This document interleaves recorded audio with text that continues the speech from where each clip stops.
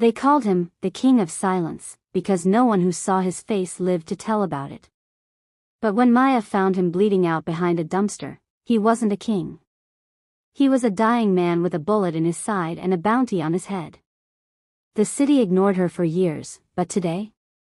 The most dangerous men in the world tremble at her name. Why?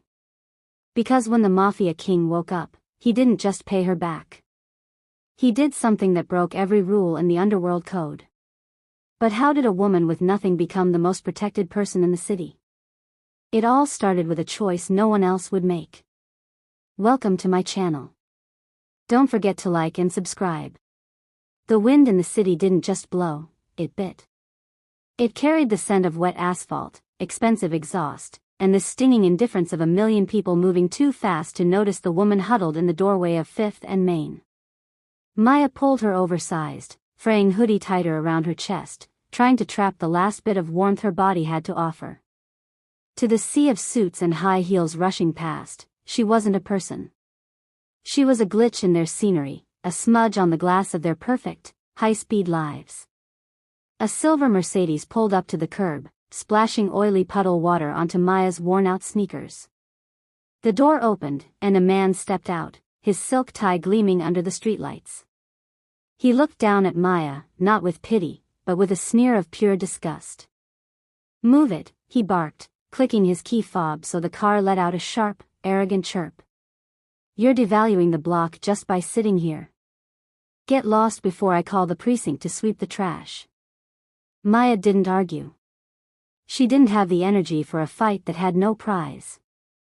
She stood up, her joints popping like dry wood, and moved toward the alleyway. She wasn't bitter. Bitterness was a luxury for people who had time to feel. Instead, she was observant. While the businessman was busy insulting her, Maya noticed the way his hands trembled as he gripped his briefcase. She noticed the black sedan idling 3 cars back with no lights on, and the way the driver's eyes never left the businessman's neck. She saw the cracks in the city that everyone else was too busy to notice. She saw the predators before they lunged. Hunger was a dull roar in her stomach as she passed the Golden Bean, a boutique cafe where a single latte cost more than Maya had seen in a month. She stopped for a second, hoping to catch a stray scent of cinnamon to trick her brain into feeling full. But the door swung open, and the owner, a woman in a crisp white apron, stepped out with a bucket of gray mop water. Without a word of warning, she tossed the liquid across the sidewalk, forcing Maya to jump back to avoid the soak. "We have paying customers, dear," the woman said, her voice dripping with a fake, sugary venom. "The sidewalk isn't a bedroom. Try the shelter 3 blocks down, if they haven't run out of space yet."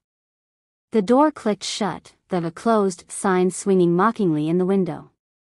Maya stood in the shadows of the eaves, damp and shivering, watching the world through the fog of her own breath.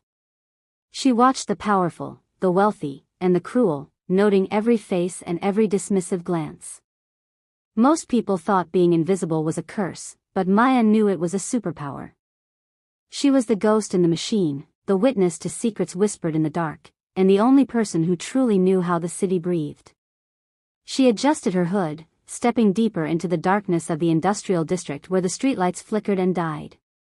The cold was getting worse, and the silence of the night was starting to feel heavy, like a held breath. She was a woman who owned nothing but her name and her pride, ignored by the law and spat on by the elite. But as she turned the corner into the darkest alley on 5th Street, the air changed. The smell of expensive cologne was replaced by the thick, metallic tang of fresh blood. Maya slowed her pace, her heart beginning to drum against her ribs. She didn't know it yet, but the hierarchy of her world was about to collapse. She had no idea that by this time tomorrow, the very men who had looked through her like she was glass would be trembling in her presence, begging for a mercy she wasn't sure she still possessed. The metallic tang of blood was so thick Maya could taste it before she saw him.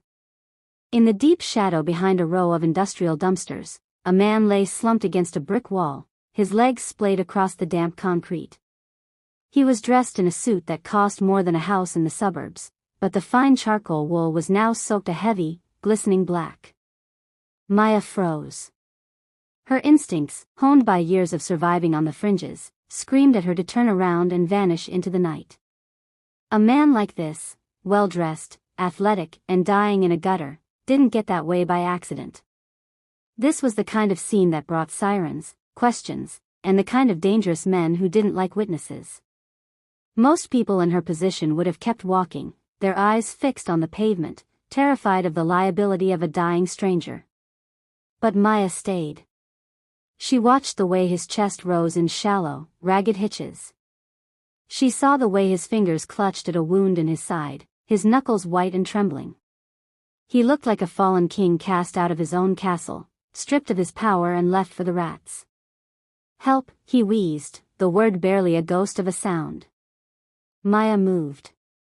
She didn't call the police. She knew the police in this district were often on the payroll of the people who pulled triggers.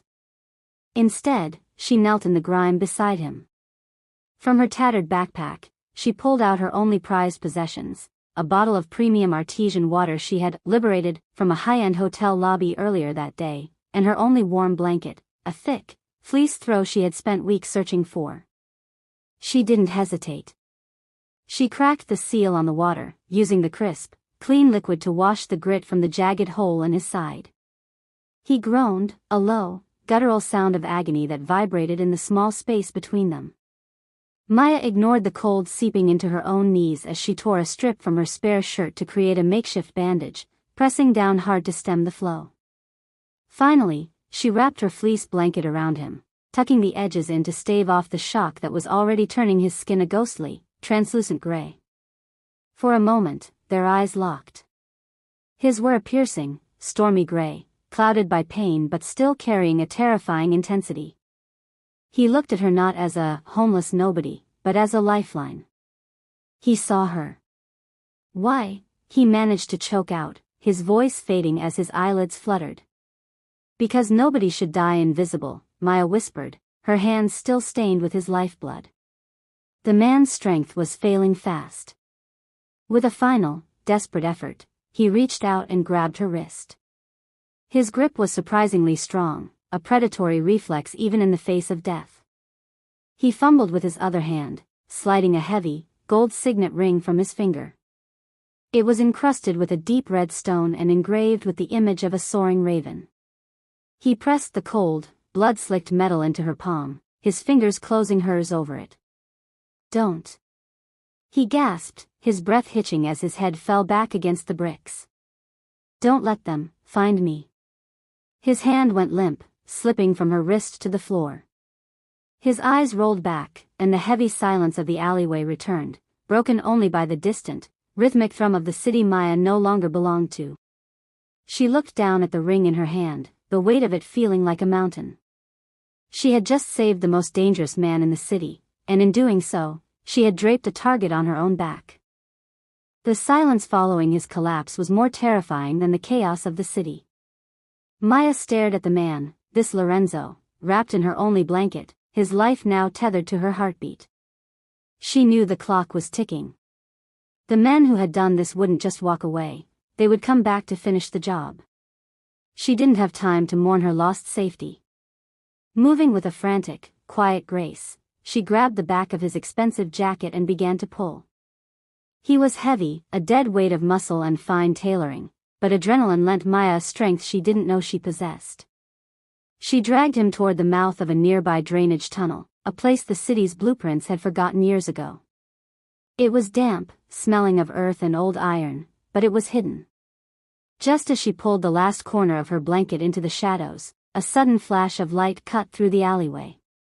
Maya froze, her back pressed against the cold, slimy wall of the tunnel. Above, the sound of heavy boots crunched on the gravel. These weren't the erratic footsteps of the homeless or the heavy, rhythmic gait of a beat cop. These were synchronized. Professional. She peeked through a crack in the rusted iron grate. Two men in tactical vests, their faces obscured by shadows, moved with lethal efficiency. One of them held a suppressed submachine gun, the barrel sweeping the darkness like a seeker's finger. "Blood trails end here," one whispered, his voice as cold as the rain. "He couldn't have gone far. Check the bins." Check the crawlspaces. If he's breathing, stop it. Maya held her breath, her hand flying to Lorenzo's mouth to muffle any stray groan of pain. In the dark, the gold ring in her pocket felt like it was burning a hole through her jeans. She could hear the men moving closer, their flashlights dancing across the dumpsters she had just stood behind. One beam of light skipped over the entrance to her tunnel, lingering for a second that felt like an eternity. Maya's mind raced. If they found them, she was dead. There were no witnesses in this part of town, only victims. Her eyes landed on a stray piece of copper pipe nearby. She looked at Lorenzo, pale, shattered, and utterly dependent on a woman the world had discarded, and then back at the hunters. With a calculated risk, she picked up the pipe and hurled it deep into the opposite end of the alley, toward a pile of empty crates. The metal struck wood with a loud, hollow crack. Movement. Over there, the gunman hissed. Both men pivoted, their weapons raised, and sprinted toward the noise. Maya didn't wait to see if they fell for the trick. She turned to Lorenzo, whose feverish eyes had opened just a fraction. He looked at her, seeing her silhouette against the dim light of the tunnel entrance. He didn't look like a king now. He looked like a man who had realized he was no longer the most dangerous thing in the dark. Stay quiet, she breathed, her voice barely a vibration. I'm going to get you out of here, but you have to keep living. Do you hear me? Don't you dare die yet. She spent the next 4 hours in that damp tomb, listening to the city breathe above them. Every footstep was a threat, every distant siren was a promise of a life she was no longer sure she could return to. She was playing a game of life and death with professional killers, and her only weapon was the very shadow the world had used to hide her. As the first gray light of dawn began to bleed into the tunnel, Maya realized the truth. The man in her arms wasn't the only one being hunted. By holding that ring, she had become part of the bloodline. Maya drifted into a shallow, exhausted sleep, her head resting against the damp concrete and her fingers still curled around the heavy gold ring. She dreamt of black ravens circling a burning throne, their cries sounding like the clicking of gun hammers. When a sudden, unnatural silence snapped her awake, the tunnel was no longer pitch black. The weak, gray light of morning filtered through the iron grate, illuminating the swirling dust motes in the air. She reached out instinctively to check Lorenzo's pulse, but her hand met nothing but cold, empty stone. Maya bolted upright, her heart hammering against her ribs. The spot where the dying king had lain was empty. The fleece blanket was gone. The blood-soaked rags she had used to bind his wounds were gone. Even the copper pipe she had thrown as a distraction had vanished. It was as if the night before had been a fevered dream, a hallucination brought on by hunger and the biting cold. She scrambled to her feet, searching the floor of the tunnel for any sign that he had ever existed. There were no footprints in the silt, no discarded water bottle, no smell of expensive cologne or metallic blood. The space had been scrubbed with a clinical, terrifying precision. For a moment, she felt a wave of nausea. Had she finally lost her mind? Was she so desperate to be seen that she had imagined a king into her reality? Panic flared as she reached for her pocket, her breath hitching. Her fingers brushed against cold, hard metal. She pulled it out, and there it was, the raven ring, glowing with a dull, menacing luster in the morning light. It was real.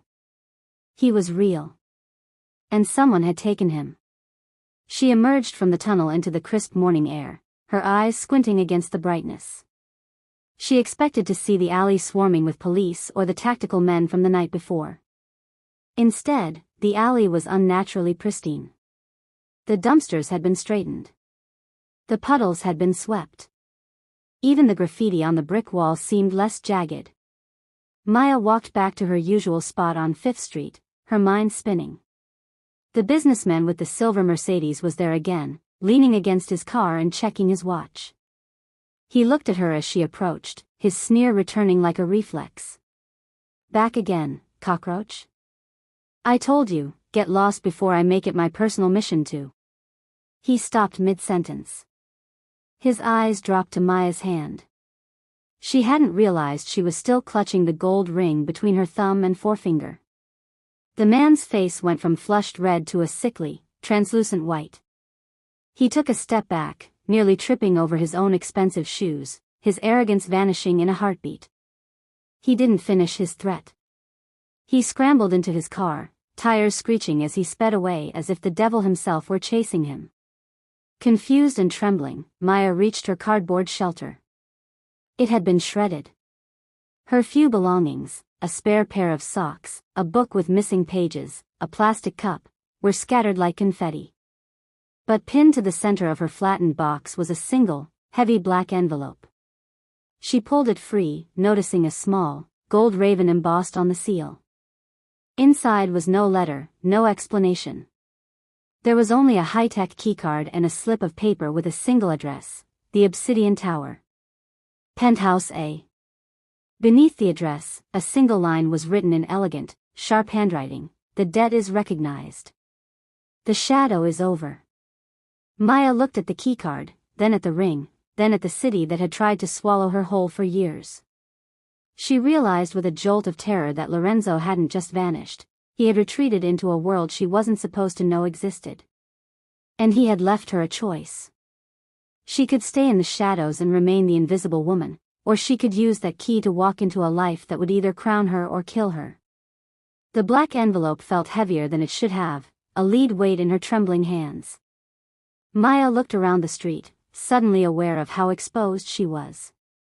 The city felt different now, no longer an indifferent machine, but a predatory beast that had finally fixed its eyes on her. She tucked the keycard and the ring deep into her pocket, but as she turned to leave her ruined shelter, the air seemed to thicken. A black sedan, the windows tinted to a mirror finish, glided to the curb with the silence of a shark. Then another. And a third. They didn't park, they surrounded her, cutting off the sidewalk and the alleyway. The morning commuters, sensing a shift in the atmosphere, scattered like pigeons, leaving Maya alone in a vacuum of sudden, terrifying stillness. The doors opened in perfect unison.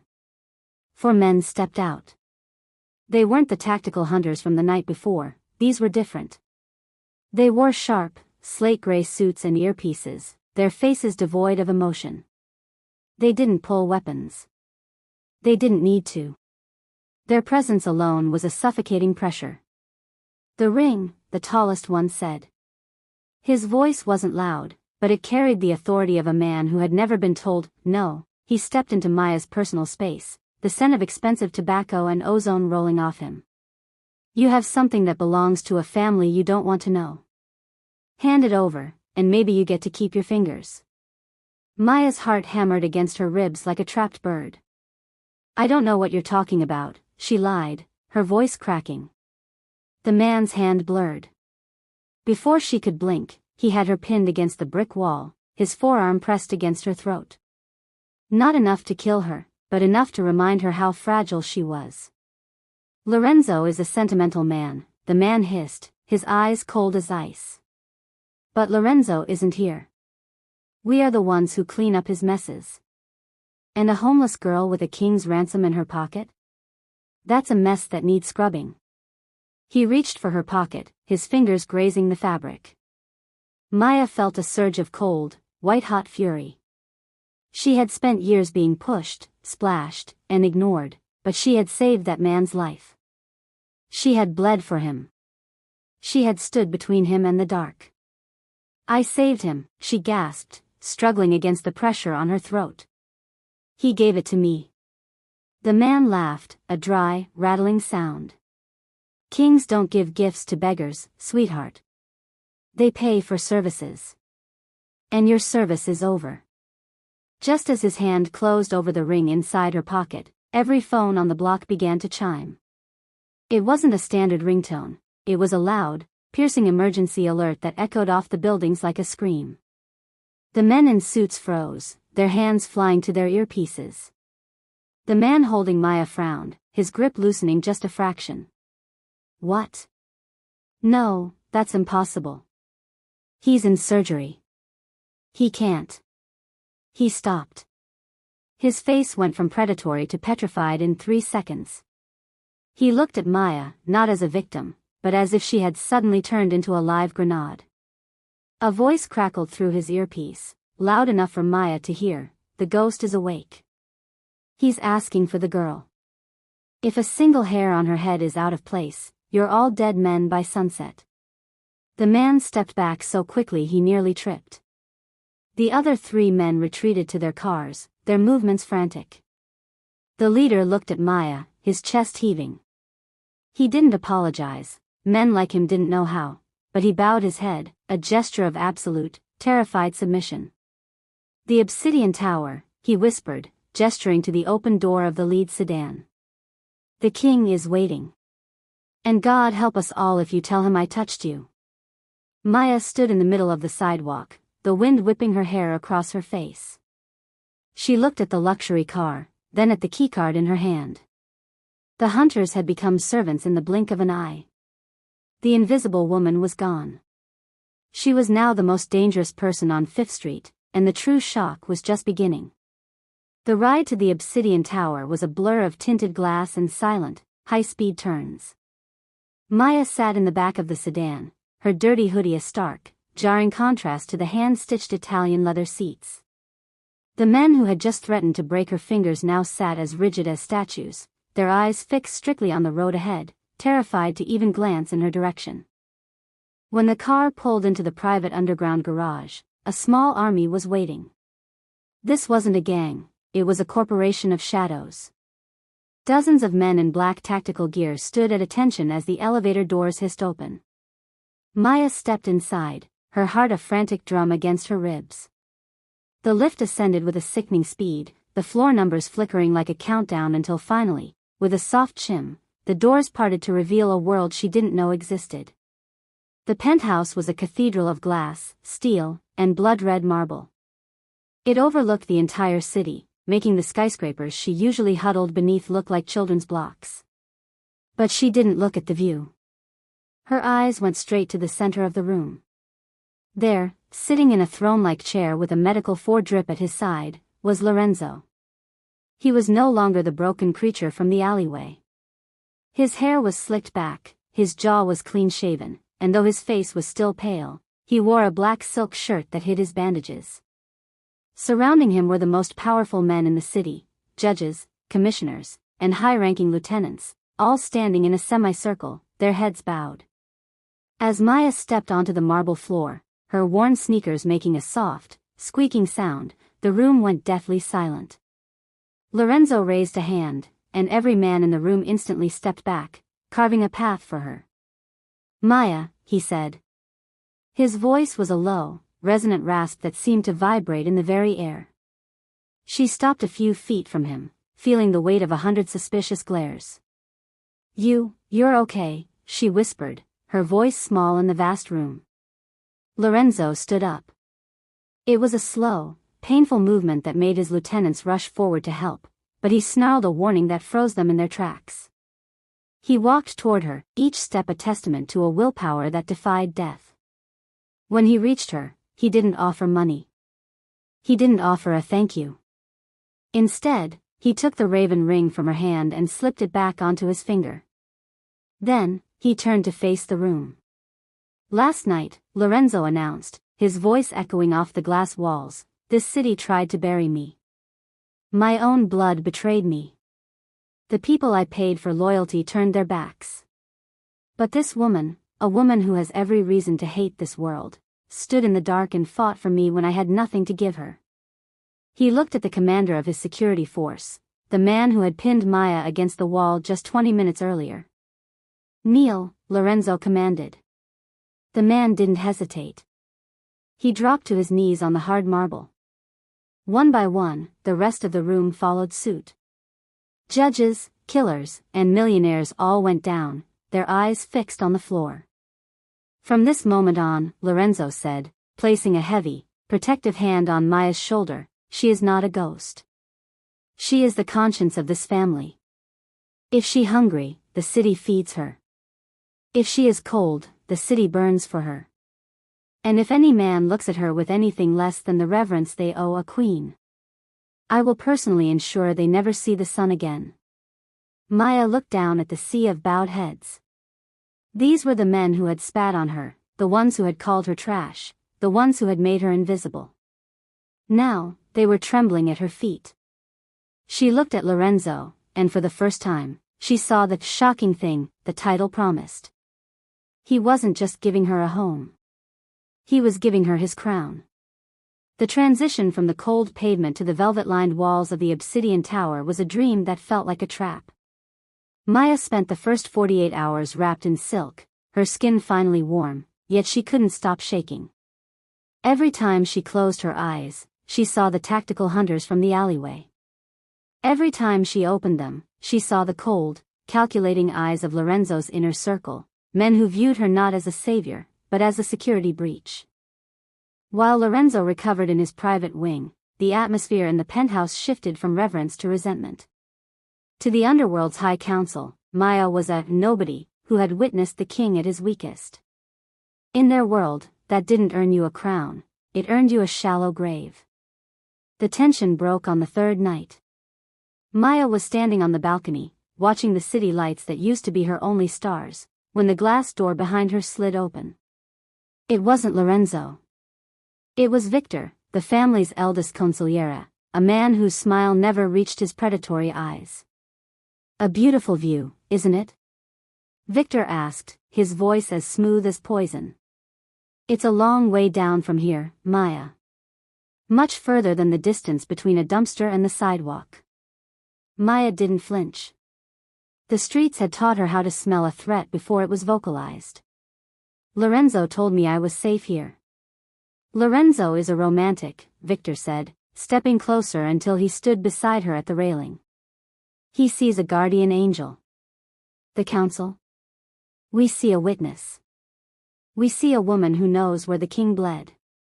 In our business, secrets are like air, too much of them in the wrong place causes an explosion." He placed a heavy, manicured hand on the railing next to hers. "The others want you gone tonight. They think a homeless girl is a stain on the ivory tower. They've already authorized a cleaning crew." Maya felt the air turn thin. She looked into the penthouse and saw two men in dark suits standing by the door, their hands hovering near their jackets. They weren't looking at the view, they were looking at her. The protection Lorenzo had promised was being bypassed by the very men who served him. "Why are you telling me this?" Maya asked, her voice steady despite the hammer of her heart. "Because I like to see if the bird can fly before I clip its wings," Victor whispered. "You have 10 minutes before the cameras in this wing go dark. If you're still here, you're a ghost again. But if you leave, you're a target." He turned and walked away, leaving the glass door unlocked. Maya realized then that the penthouse wasn't a sanctuary, it was a cage. The Mafia's High Council had decided she was a liability that needed to be erased. They didn't care that she had saved their king, they only cared that she had seen him fall. She reached into her pocket and felt the keycard Lorenzo had given her. It wasn't just a key to a room, it was a key to the entire city's infrastructure. She remembered the faces of the people she used to sleep next to, the invisible army that occupied every corner of the dark. If the high society killers wanted a war, they were looking in the wrong direction. They expected her to cower. They expected her to run. They didn't realize that while they owned the towers, Maya owned the shadows. The 10 minutes Victor had given her felt like 10 hours of frozen time. Maya didn't run for the elevators, that was exactly where the cleaning crew would be waiting to intercept a terrified girl. Instead, she moved with the silent, practiced efficiency of someone who had spent years avoiding the police and predators alike.